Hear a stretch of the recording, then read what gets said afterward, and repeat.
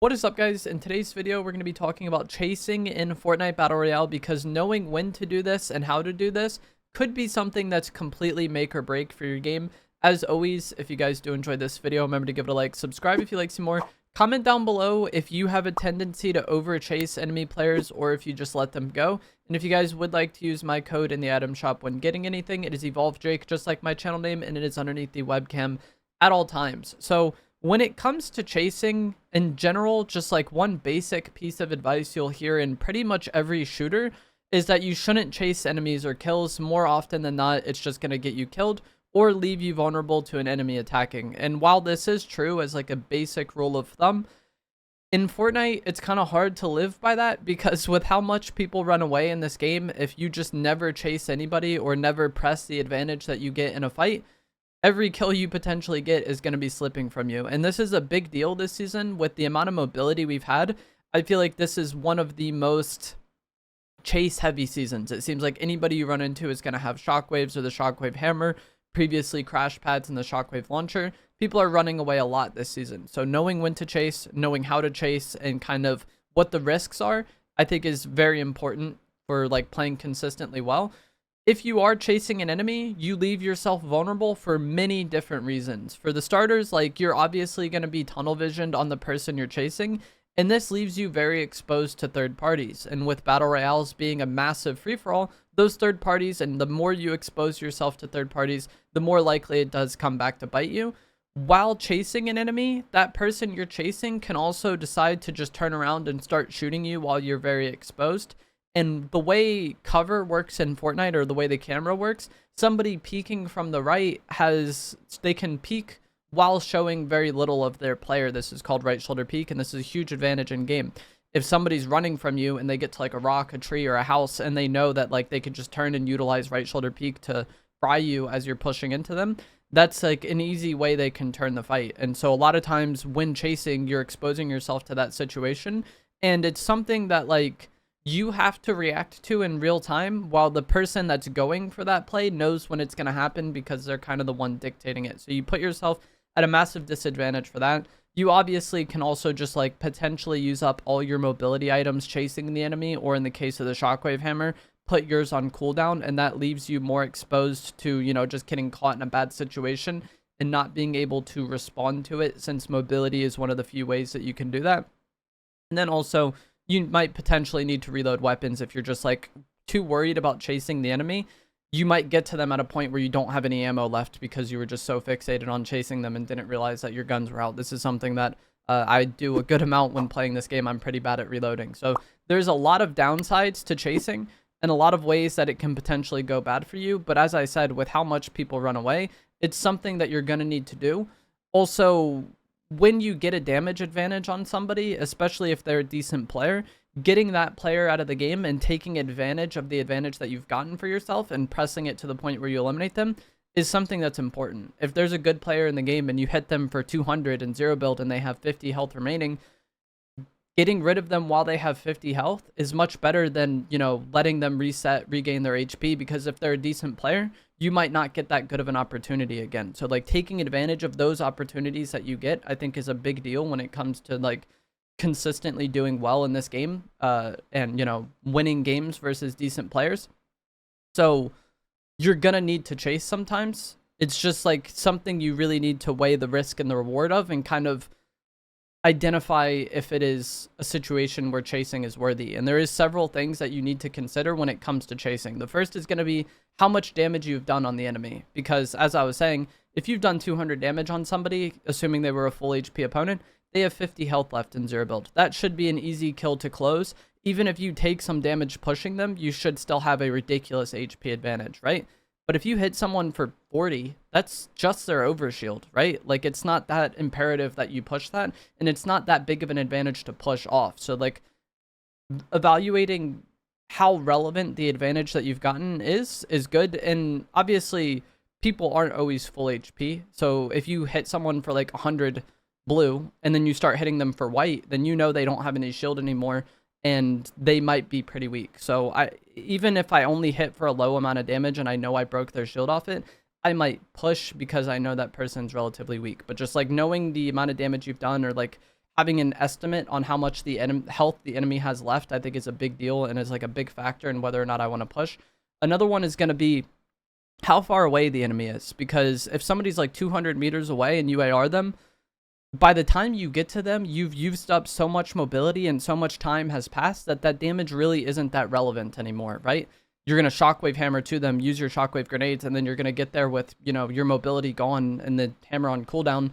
They are potentially out of there and healing already. So it's like not that big of a deal if they're very far away already. But if you hit somebody for like 150 and they're only 40 meters away, you can close that gap in like a single shockwave grenade. And doing that quickly and efficiently, getting that person out of the game is a big deal. And I talked earlier about how you do open yourself up to third parties by chasing like this and by pushing people. But also on the flip side, if you just never eliminate anybody, they're going to kind of be in the area still, and then you could potentially get third partied by them later on. So it is worth chasing in a lot of instances, and how far away they are and how weak they are like two of the biggest factors, I think. Another one is going to be if they have something important to you. So in this season, there isn't really medallions now. There is a scan one, but it's like kind of whatever. If you were at the hive and you just eliminated the queen and then someone swooped in and grabbed the pistol before you could, but you hit them like 100, that might be a kill that I'm more inclined to push than just a random person, because I really want that mythic revolver and I already have the person weak. But if it's just a random fight and I don't really know anything about the person's amount of loot they have or whatever, if I don't know they have anything that's comparative to me, I might be less inclined to push. I might still push and chase anyways, but like that special loot is something that could be more of a motivating factor. Another thing would be like a shockwave hammer. If I haven't gotten a shockwave hammer yet and I know the enemy that I just shot at has one, that's a kill that I would like to get, because the shockwave hammer is a really good piece of mobility this season, especially because it regens over time. So it's like a mobility item that once you get, it's kind of solved. The biggest thing to me typically is going to be how good they are. If I'm fighting somebody that I think is good and I've hit them like a good amount of damage, as I was saying earlier, I want to take advantage of that opening I've got and use it to eliminate them, because if somebody's a good player, they're going to not give you that many opportunities for that to happen, right? And each match, like typically the average Fortnite match is not really that stacked full of very good players. So if you eliminate the few very good players that are in the lobby, you'll have a much easier time winning the game. And to me personally, that's kind of what I focus on more than anything else. I feel like if I've eliminated the good players, the rest of the lobby is going to be easy. And so if I think someone's a good player, I'm more motivated to translate my advantages I've gotten into an elimination than if I think they're just bad. And there's like, you know, many different ways to determine how good somebody is. It's kind of hard to say. It's something that you kind of like know when you see it and you feel it, but like the way their movement is, the type of peaks they're taking, how decisive they are, I think is a big one. I think one thing that really separates like average players from good players in this game is just how decisive they are with just like quickly making a decision and committing to that. And if I identify someone as a good player, or I feel like they're a good player when fighting them, I'm much more inclined to take advantage of the opening I got, because Fortnite Zero Build is very timing based. If 10 equally skilled players are in the match together, a lot of the fights are just going to be decided by who sees who first, who has first shot, who has a better like kind of start to the fight. And so I don't want that player to get away and heal and then maybe get an opening on me, or maybe get a third party timing on me later on. So if I think someone's good, I'm much more inclined to chase them.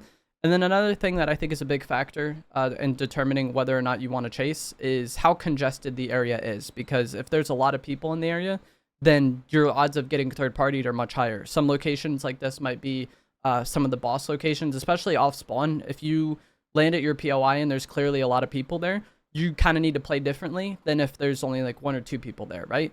Another really congested area on the Chapter 6 map is going to be the mid-map gas station. Whenever you're fighting there, it seems like there's just often endless like waves of enemies, and so that's an area where you might be more inclined to let a kill go, just because you are very likely to get third-partied. If it just feels like there's a lot of people in the area, you might need to just let someone go because of the damage you got on them, and then kind of take that as like a timing to fight somebody else because that other person is out of the play, rather than committing to full chasing them using your mobility and then just getting hopped on by somebody else. So, but those are the many factors that I consider when it comes to chasing an enemy.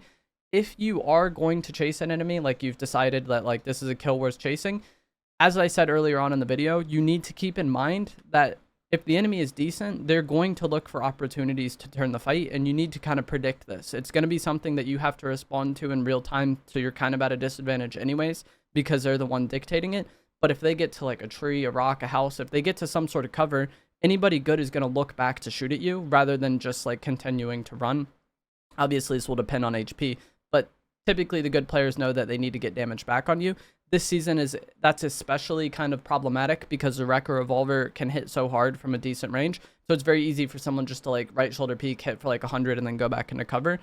So if you're following someone directly, you leave yourself vulnerable to that. One thing that can really help you if you are chasing an enemy is trying to cut them off if possible. If you can kind of predict where they're going and follow a route that isn't just directly the same route that they took, that's something that can really help you. Another thing that kind of helps with this is going to be fizz shockwaves. If you have the Flowberry fizz and you shockwave, you go much higher and you go much further off a single shockwave, and you may end up giving the enemy no actual visual audio or audio that you're pushing them, and the flow shock can help you catch them off guard and kind of take a different path to cut them off. The Wrecker Revolver also works really well when chasing because of its range and the fact that it's a shotgun.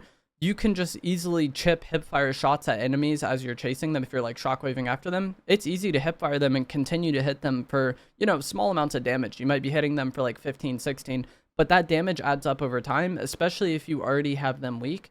And in Zero Build, the way the overshield works is if the enemy hasn't taken damage for a certain amount of time, it starts to regen. And so while you might only hit them for 11 damage off your Wrecker Revolver shot, you're adding more time to delaying their overshield regenning, so you're denying them potential 50 health just for free. So that's like, not only are you getting a little bit of damage, but you're denying that overshield regen, and that's something that could help you out when you do actually get to close the gap and chase them. And if you had them weak enough, you might just full eliminate them off this minute damage. If a decent amount of time has passed, you really need to keep in mind that the enemy could have healed. We have several fast healing items in the game. After Chapter 5, pretty much all the heals are fast heals, but like the Chug Splash, the Legendary Slurp Juice, especially if an enemy gets to cover and pops that, they can be healing both their white health and shield over time and then continuing to run from you. And that's one of the things that makes the Legendary Slurp so good. So if a decent amount of time has passed and you've had a decent amount of time where the enemy isn't in your line of sight, then know that they could have potentially healed and maybe expect them to be a bit healthier than you expected. And if you are chasing, be willing to let them go after a certain point. As I said earlier, you kind of need to evaluate whether or not it's worth chasing the enemy, but while chasing an enemy, you also need to evaluate if it's worth it to keep chasing them, because if you run out of all your mobility or your shockwave hammer is on full cooldown and then they decide to turn the fight, it could really blow up in your face. So be willing to let people go, even if you have already decided to chase them. And then the final thing I want to talk about is that pretty much all of this goes for you also if you're the person getting chased. A lot of times in Fortnite, you see those people that just do nothing but full run away and they never defend themselves. And as I've said a few times, a decent player is going to get to cover and then look for an opportunity to get damage back on you to like alleviate that pressure and just potentially full turn the fight. So if you are in a situation where you're getting chased, try to get to some sort of piece of cover, look for an opportunity to get damage back on the enemy, or look for an opportunity to pop heals and then get to more cover and then get damage on them. But if you're doing nothing but full running away, hoping that the enemy stops chasing you, there will be times where they stop chasing, but a majority of the time, if you don't defend yourself, you're just going to end up losing the game. But that is going to be it for this video. As always, if you guys did find this to be helpful, informative, or interesting, remember to give it a like, subscribe if you like to see more, and I will see you guys in the next one. Thanks for watching.